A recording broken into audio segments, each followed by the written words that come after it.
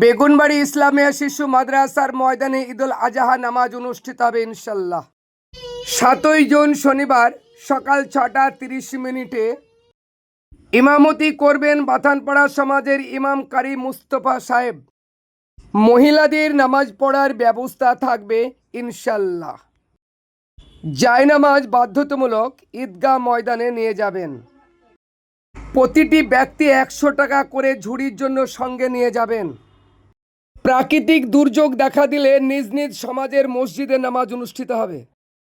একই নিয়মে টাকা ঝুড়ির জন্য সঙ্গে করে মসজিদে নিয়ে যাবেন।